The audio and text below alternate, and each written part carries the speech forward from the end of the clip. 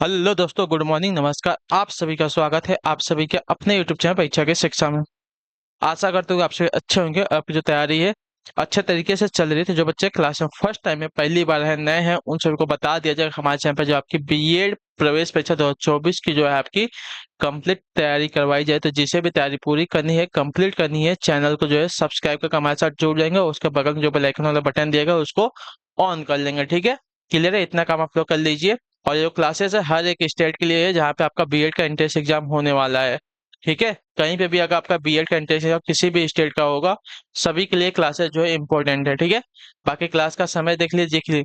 GK GS की जो classes सुबह 10 बजे डेली आपको हमारे यहाँ पर देखने को मिलती है। रीजनिंग की जो क्लास है दोपहर को 1 बजे देखने को मिलती है। कला वाला की जो क्लास है शाम को 4 बजे देखने को मिलती है। हिंदी की जो क्लास है शाम को 7 बजे आपको हमारे यहाँ पर देखने को मिलती है। ठीक है, तो क्लासेस का जो शेड्यूल है आप लोग याद करके रखेंगे। इसी टाइम पर वो क्लासेस से जुड़ना है, अपनी तैयारी को जो है पूरा और कंप्लीट करना है। ठीक है, क्लियर हो गया इसके बारे में? इसके अलावा अगर आपका कोई डाउट है, कोई क्वेश्चन है, कोई क्वेरी है, तो आप हमें आके इंस्टाग्राम पर पूछ सकते हैं। परीक्षा के शिक्षा का इंस्टाग्राम का पेज है, नीचे डिस्क्रिप्शन में इसका लिंक है। पीडीएफ और नोट्स के लिए हमारे टेलीग्राम का जो चैनल आप उसको ज्वाइन कर सकते हैं। परीक्षा के शिक्षा का नीचे डिस्क्रिप्शन में इसका भी लिंक मिल जाएगा। यहाँ पे क्या है, डेली बेसिस पर आपको जो क्लास है उसका अपडेट दिया जाता है। जब आपका एग्जाम का अपडेट होगा अभी आपको यहाँ पे बता देता, आप लोग यहाँ से जुड़े रहेंगे तो आपका कोई भी अपडेट जो है क्लास के रिगार्डिंग मिस नहीं होने वाला है। ठीक है, आपका कोई भी अपडेट जो है मिस नहीं होगा क्लास के रिगार्डिंग और एग्जाम के रिगार्डिंग। तो आप लोग यहाँ से जुड़े रहेंगे। ठीक है, तो चलें क्लास स्टार्ट करेंगे। देखिए, आज हो चुकी है 17 तारीख। ठीक है, 17 तारीख हो चुकी है, मतलब बहुत ही कम दिन आपके एग्जाम में बचा है। मिला जुला के 9 तारीख को एग्जाम बोला है, तो 20 दिन के आसपास का टाइम आपके पास बचा है। ठीक है, 20-22 दिन का टाइम आपके पास बचा है। तो तैयारी को जो है सीरियस मोड पर आप लोग स्टार्ट कर दीजिए। ठीक है, चलिए क्लास स्टार्ट का पहला क्वेश्चन देखते हैं आपका क्या देगा। ध्यान से देखिएगा, उत्तर देने की कोशिश करेंगे। आपका राइट आंसर होगा नाबार्ड। नाबार्ड का विस्तृत रूप क्या है बताइए? नाबार्ड का फुल फॉर्म हमसे पूछा है, तो नाबार्ड का फुल फॉर्म क्या है? तो देखिए, national bank for agriculture and rural development. जो आपका दिया गया पे विकल्प आपका है नाबार्ड का विस्तृत रूप आपका national bank for agriculture and rural rural development. ठीक है, नाबार्ड का विस्तृत रूप है। ठीक है, क्लियर होगा इसके बारे में? इसकी स्थापना आपकी 12 जुलाई 1982 को शिवरामन समिति की सिफारिशों के आधार पर ग्रामीण क्षेत्रों के विकास के लिए की गई थी। ठीक है, क्लियर होगा इसके बारे में? चलिए अगले क्वेश्चन बढ़े। आपका दूसरा नंबर क्वेश्चन बताएंगे की कोशिश करेंगे। दूसरे पर राइट आंसर होगा निम्नलिखित में से किस राज्य में भारत में जनसंख्या का घनत्व तो सबसे कम है? बताइए, निम्नलिखित में से किस राज्य में भारत में, ठीक है, निम्नलिखित में से किस राज्य में भारत में जनसंख्या का जन घनत्व जो है सबसे कम है? तो आपका राइट आंसर होगा अरुणाचल प्रदेश का। जो आपका डी वाला विकल्प देगा आपका राइट आंसर होगा। ठीक है, अरुणाचल प्रदेश का जो जनसंख्या घनत्व है कितना है 2011 की जनगणना के अनुसार? तो आपका देखिए 17 व्यक्ति प्रति वर्ग किलोमीटर। मिजोरम की बात करें तो मिजोरम में 52 व्यक्ति प्रति वर्ग किलोमीटर। सिक्किम की बात करेंगे तो सिक्किम में जो आपका देखिए 86 व्यक्ति प्रति वर्ग किलोमीटर में रहते हैं। और नागालैंड की बात करें तो इसमें 119 व्यक्ति प्रति वर्ग किलोमीटर में रहते हैं। ठीक है, तो सबसे कम वाला कौन सा? अरुणाचल प्रदेश है। इसमें क्या यहाँ पे कितने? तो 17 व्यक्ति प्रति वर्ग किलोमीटर में रहते हैं। ठीक है, याद रखिएगा। अगला है आपका देखेंगे, तीसरा नंबर प्रश्न बताने की कोशिश करेंगे। राइट आंसर का फरवरी 2023 में 12वां विश्व हिंदी सम्मेलन निम्न में से कहाँ आयोजित किया जाएगा? बताइए, फरवरी 2023 में 12वां विश्व हिंदी सम्मेलन निम्न में से कहाँ पर आयोजित किया गया था? हमसे पूछा जाएगा। बीत चुका है 2023, अभी 2024 है। तो 2023 में जो आपका किया गया था साथियों, ये फिजी में। जो आपका ये विकल्प देगा आपका पे सही उत्तर होगा। ठीक है, क्लियर होगा इसके बारे में? चलिए अगले क्वेश्चन बढ़े। आपका देखेंगे चौथा नंबर प्रश्न बताने की कोशिश करेंगे। चौथे प्रश्न होगा निम्नलिखित में से कौन एक प्राइमरी स्टोरेज डिवाइस है? बताइए, निम्नलिखित में से कौन एक आपका एक प्राइमरी स्टोरेज डिवाइस है? तो प्राइमरी स्टोरेज डिवाइस आपका जो दिया गया है रैंडम एक्सेस मेमोरी होता है। ठीक है, जिसको हम रैम कहते हैं। याद रखिएगा, रैम आपका क्या होता है? तो प्राइमरी स्टोरेज डिवाइस होता है। ठीक है, रैंडम एक्सेस मेमोरी याद रखेंगे। ठीक है, क्लियर को जहां डाटा और सूचनाओं की अस्थायी तौर पर रखा जाता है। ठीक है, इसमें संग्रहित सूचना को बदला जा सकता है। वह जो है मेमोरी यूनिट जो सीधे सेंट्रल प्रोसेसिंग यूनिट से संपर्क रखता है तथा हर समय कंप्यूटर से जुड़ा रहता है। प्राथमिक या मुख्य मेमोरी यही कहलाता है रैम। ठीक है, याद रखेंगे। अगला आपका देखेंगे 15 नंबर क्या देगा है, सॉरी 5वां नंबर। उत्तर प्रदेश का कौन सा स्थान जो है धातु की कला और जटिल नक्काशी के लिए प्रसिद्ध है? उत्तर प्रदेश का कौन सा स्थान जो है धातु की कला और जटिल नक्काशी के लिए प्रसिद्ध है? तो आपका राइट आंसर यहाँ पे हो जाते हो मुरादाबाद शहर जो आपका दिया गया है, सी विकल्प आपका राइट आंसर होगा। ठीक है, मुरादाबाद शहर जो धातु की कला और जटिल नक्काशी के लिए प्रसिद्ध है। लखनऊ की बात करें तो लखनऊ में आपका जरी और चिकन कुर्ता के लिए प्रसिद्ध है। ठीक है, और वाराणसी की बात करें तो वाराणसी में आपका देखिए डीजल इंजन कारखाना, साड़ी और गलीचा निर्माण के लिए जो है प्रसिद्ध है। और खुर्जा की बात करें तो खुर्जा जो है चीनी मिट्टी के बर्तनों के लिए प्रसिद्ध है। ठीक है, चलिए अगला है आपका देखेंगे छठा नंबर प्रश्न बताएंगे, कोशिश करेंगे इनमें से कौन सा महात्मा गांधी का आर्थिक विचार नहीं है। तो देखिए महात्मा गांधी का आर्थिक विचार जो दिया गया मशीनरी और नवीनतम तकनीक का अधिकतम उपयोग। ठीक है, महात्मा गांधी को क्या बोलते हैं आर्थिक विचार नहीं था, तो जो आपका दिया गया सी वाला विकल्प आपका राइट आंसर होगा। ठीक है, मशीनरी और नवीनतम तकनीक का अधिकतम उपयोग जो है महात्मा गांधी का आर्थिक विचार नहीं था। ठीक है, क्लियर से होगा इसके बारे में। चलिए अगले क्वेश्चन में आपका देखें सातवां प्रश्न बताने की कोशिश करेंगे, सातवें प्रश्न उत्तर का निम्न में से असंगत की पहचान करें। ठीक है, प्रिंटिंग प्रिंटिंग प्रेस इसकी खोज आपकी जोहान्स गुटेनबर्ग ने की थी, सही बात है। बैक्टीरिया की खोज आपका एंटोनी वॉन ल्यूनहॉक ने की थी, ये भी सही है। ऑक्सीजन की खोज आपकी ब्लेज पास्कल ने नहीं की थी। ठीक है, तो जो आपका सी विकल्प देगा आपका राइट आंसर होगा। ऑक्सीजन की खोज आपकी जोसेफ प्रिंस्टले तथा कार्ल विलियम सीले ने की थी। ठीक है, और हाइड्रोजन की खोज आपकी हेनरी केवेंडिश ने की थी। ठीक है, चलिए अगला है आपका देखेंगे आठवां नंबर प्रश्न, पराध्वनिक गति का मापांकन किस इकाई से होता है बताइए। पराध्वनिक गति का मापांकन किस इकाई से होता है, तो इसका राइट आंसर आपका हो जाएगा साथियों मैक के द्वारा, जो आपका दिया गया ए वाला विकल्प आपका राइट आंसर होगा। ठीक है, पराध्वनिक गति का मापांकन मैक संख्या के द्वारा किया जाता है। ठीक है, क्लियर होगा इसके बारे में। अगले क्वेश्चन बढ़ेंगे आपका देखिए नौ नंबर प्रश्न बताएंगे कोशिश करेंगे राइट आंसर, शहद का प्रमुख घटक निम्न में से कौन सा बताइए। शहद का प्रमुख घटक निम्न में से कौन सा है, तो शहद के प्रमुख घटक की बात करेंगे तो शहद का प्रमुख घटक जो दिया गया यहाँ पे फ्रैक्टोज होता है, जो आपका दिया गया डी विकल्प आपका राइट आंसर हो जाएगा। ठीक है, क्लियर से को शहद का प्रमुख घटक आपका फ्रैक्टोज यानी कि फलों का शर्करा होता है। ठीक है, शहद में फ्रैक्टोज आपका 41%, ग्लूकोज आपका 34%, जल आपका 18% तथा शेष अन्य पदार्थ होते हैं। ठीक है, अगले क्वेश्चन बढ़ेंगे 10वां बताने की कोशिश करेंगे, संयुक्तका घरेलू हिंसा से महिलाओं की सुरक्षा हेतु अधिनियम कब लागू किया गया बताइए। घरेलू हिंसा से महिलाओं की सुरक्षा हेतु अधिनियम कब लागू किया गया, तो आपका राइट आंसर आपको हो जाएगा वर्ष 2006 में, जो आपका ए अभी कब देगा आपका राइट आंसर। ठीक है, महिलाओं की घरेलू हिंसा से सुरक्षा हेतु संसद द्वारा घरेलू हिंसा अधिनियम 2005 में लगाया गया था। यह अधिनियम जो है देश में 26 अक्टूबर 2006 को जो है लागू किया गया था। ठीक है, क्लियर होगा इसके बारे में।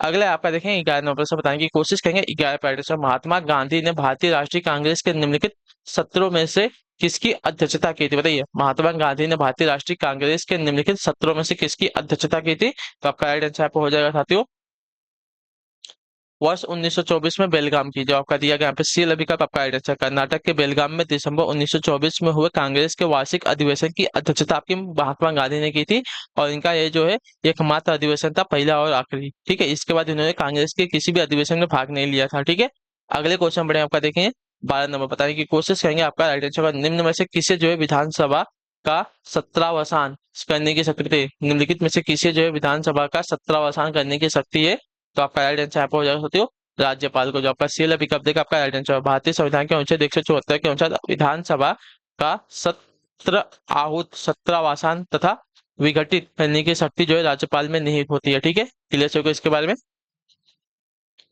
चलिए अगले आपका देखेंगे 13 नंबर क्वेश्चन बताने की कोशिश करेंगे, संयुक्त अक्टूबर 2022 में निम्न में से किसे जो है ब्राजील का नया राष्ट्रपति चुना गया था बताइए।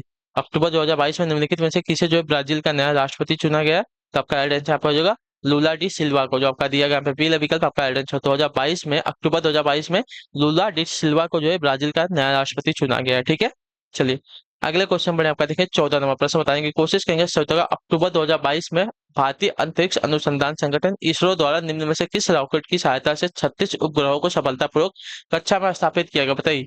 अक्टूबर 2022 में भारतीय अंतरिक्ष अनुसंधान संगठन यानी कि इसरो द्वारा जो है निम्न में से किस रॉकेट की सहायता से 36 उपग्रहों को सफलतापूर्वक कक्षा में स्थापित किया गया। बहुत इंपॉर्टेंट क्वेश्चन यहाँ पर आपका राइट आंसर होगा एम LVM-3M2 के द्वारा, जो आपका दिया गया यहाँ पे ये वाला विकल्प आपका राइट आंसर होगा। ठीक है, क्लियर होगा इसके बारे में।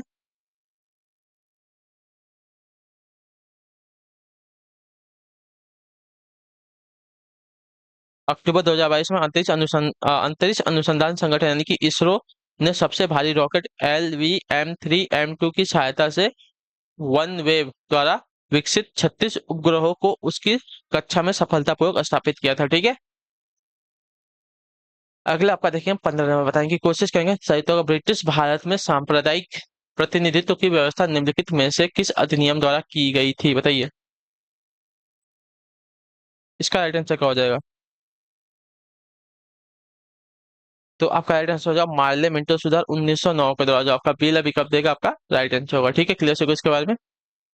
मार्ले मिंटो सुधार 1909 जो है भारतीय परिषद अधिनियम 1909 द्वारा ब्रिटिश भारत ने सर्वप्रथम सांप्रदायिक प्रतिनिधित्व की व्यवस्था की गई। ठीक है, इसके अंतर्गत जो है मुसलमानों के लिए अलग निर्वाचन मंडल का प्रावधान किया गया था। ठीक है, चलिए अगला आपका देखेंगे 16 नंबर प्रश्न बताने की कोशिश करेंगे। 16 प्रश्न उत्तर निम्न में से भारत के किस प्रधानमंत्री की मृत्यु जो है देश से बाहर हुई थी, बताइए।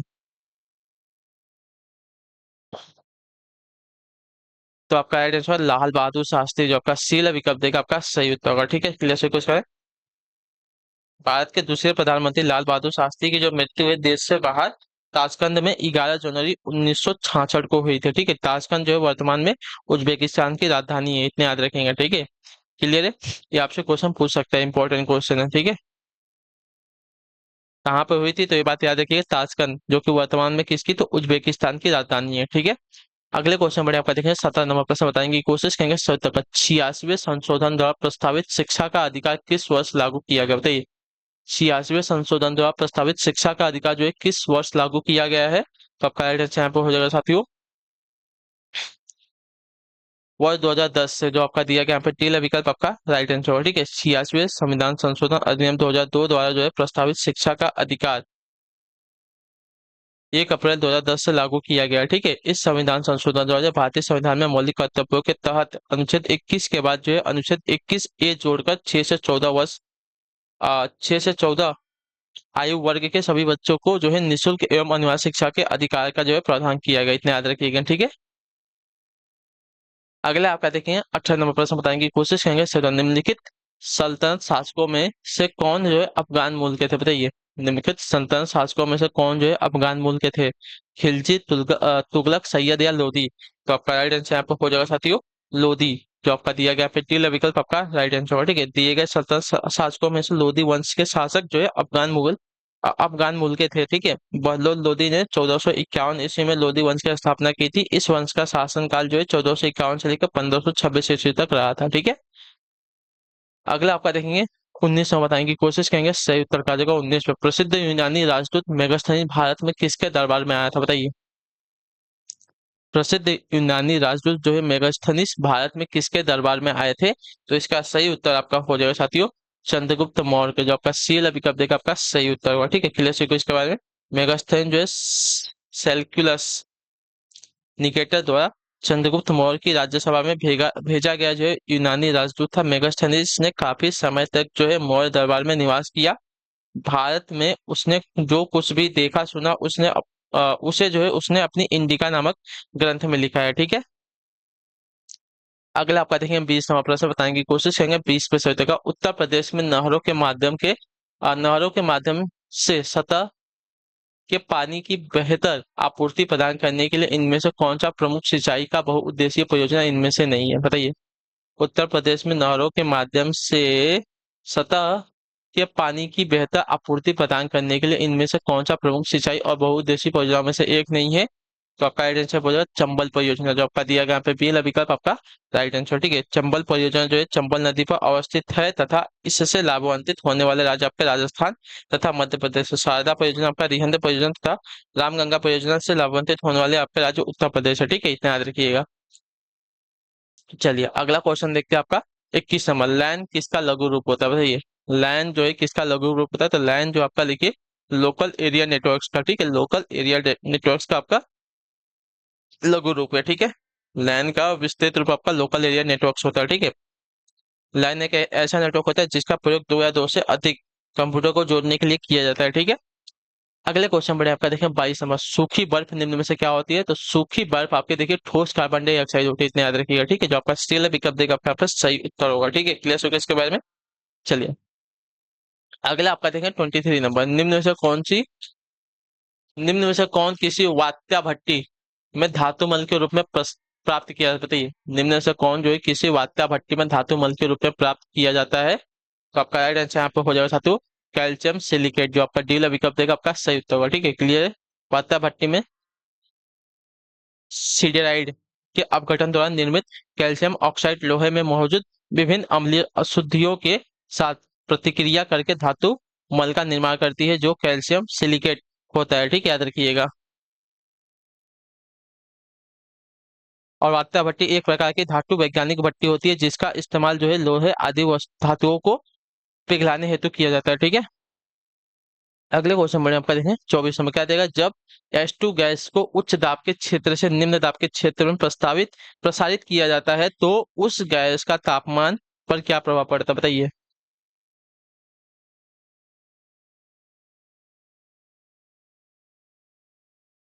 तो आपका राइट आंसर हो जाएगा साथियों बढ़ जाता है, जो आपका दिया गया यहाँ पे बी वाला विकल्प आपका राइट आंसर। जब हाइड्रोजन यानी कि H2 गैस को उच्च दाब के क्षेत्र से निम्न दाब के क्षेत्र में प्रस्तावित किया जाता है तो उस गैस का जो तापमान है आपका बढ़ जाता है। ठीक है, अगला आपका देखें 25 नंबर क्या देगा, वनस्पति घी के औद्योगिक उत्पादन में कौन सी विधि काम में लाई जाती है? बताइए, वनस्पति घी के औद्योगिक उत्पादन में कौन सी विधि काम में लाई जाती है? तो आपका राइट आंसर यहाँ पे हो जाएगा साथियों अपचयन की, जो आपका दिया गया यहाँ पे बी वाला विकल्प आपका राइट आंसर। वनस्पति घी के औद्योगिक उत्पादन में अपचयन की विधि काम में लाई जाती है। ठीक है, चलिए अगले क्वेश्चन बड़े आपका देखें 26 नंबर, निम्न में से किसे जो है वैश्विक विरासत का वन माना जाता है? बताइए, निम्न में से किसे जो है वैश्विक विरासत का वन माना जाता है? तो वैश्विक विरासत का मन जो है आप वन, ठीक है, वैश्विक विरासत का जो वन है पश्चिम बंगाल में सुंदरवन को माना जाता है, जो आपका दिया गया सी विकल्प आपका राइट आंसर। ठीक है, पश्चिम बंगाल में गंगा एवं ब्रह्मपुत्र नदियों द्वारा निर्मित डेल्टा पर स्थित सुंदरवन को जो है वैश्विक विरासत का वन माना जाता है। वर्ष 1987 में सुंदरवन को जो है विरासत सूची में शामिल किया गया था। ठीक है, 1987 ईस्वी में, याद रखिएगा। अगला आपका देखेंगे 27 नंबर क्वेश्चन, बताने की कोशिश करेंगे सही उत्तर। चंद्रमा पर निम्न में से क्या नहीं होने के कारण वहां किसी प्रकार का जीवन नहीं है? नाइट्रोजन, गंधक, ऑक्सीजन या जल? तो आपका राइट आंसर यहाँ पे हो जाएगा जल, जो आपका डी वाला विकल्प देगा आपका सही उत्तर होगा। ठीक है, चंद्रमा पर जल तथा वायु की अनुपस्थिति के कारण वहां पर किसी प्रकार का जीवन नहीं है। ठीक है, चलिए अगले क्वेश्चन में आपका देखिए 28 नंबर, वह उपकरण जो ध्वनि तरंगों की पहचान तथा ऋजु रेखन के लिए प्रयुक्त होता है क्या कहलाता है? वह उपकरण जो ध्वनि तरंगों की पहचान तथा ऋजु रेखन के लिए प्रयुक्त होता है क्या कहलाता है? तो आपका राइट आंसर हो जाएगा साथियों सोनार कहलाता है, जो आपका बी वाला विकल्प देगा आपका राइट आंसर होगा। ठीक है, क्लियर होगा इसके बारे में।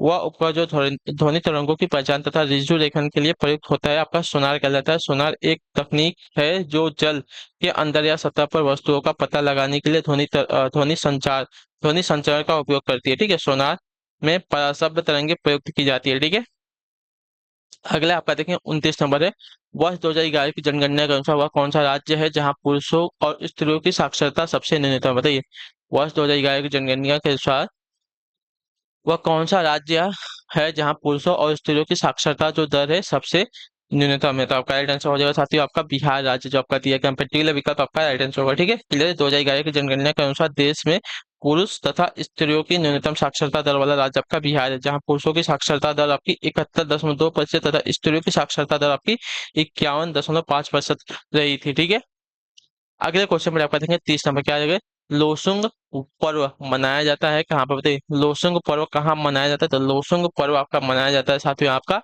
अरुणाचल प्रदेश में, जो आपका बी विकल्प देगा आपका राइट आंसर होगा। ठीक है, क्लियर होगा इसके बारे में।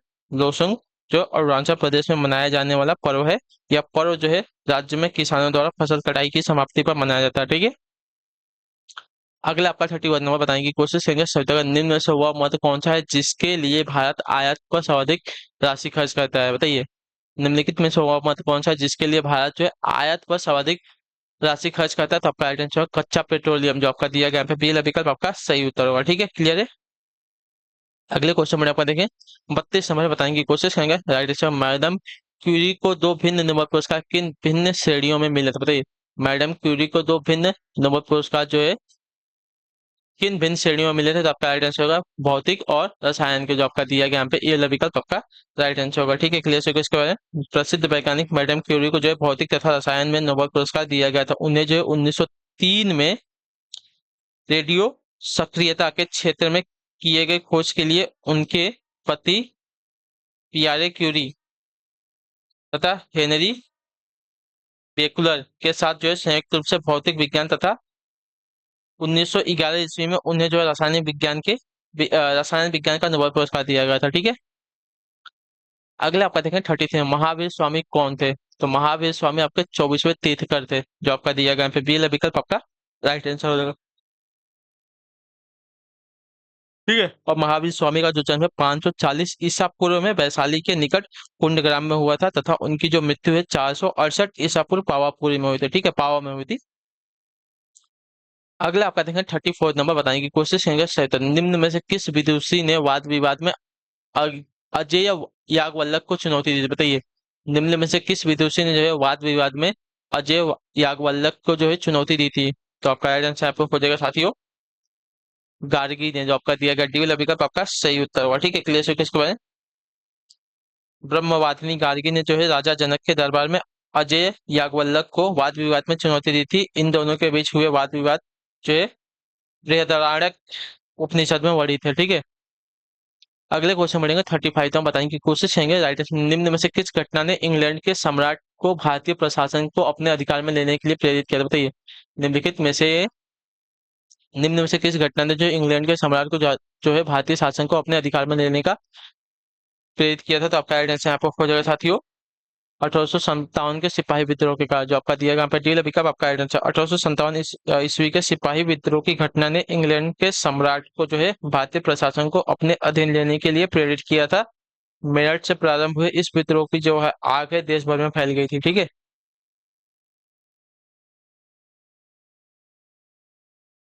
चलिए, तो इसी के साथ जो आपकी क्लास है आज की यहीं पे क्या होती है, कंप्लीट होती है। आई होप जो क्लास अच्छी लगी, अच्छी क्लास को लाइक कर देंगे, चैनल पे पहले तो चैनल को सब्सक्राइब, और हमें जो है कमेंट में अपनी राय क्लास के बारे में जरूर देंगे आपको क्लास कैसी लगी। तो हम आपसे मिलते हैं आपकी अगली क्लास में दोपहर को 1 बजे रीडिंग वाली। तब तक के लिए टाटा बाय बाय, जय हिंद जय भारत। आपसे क्लास से जुड़ने के लिए बहुत बहुत ही धन्यवाद साथियों।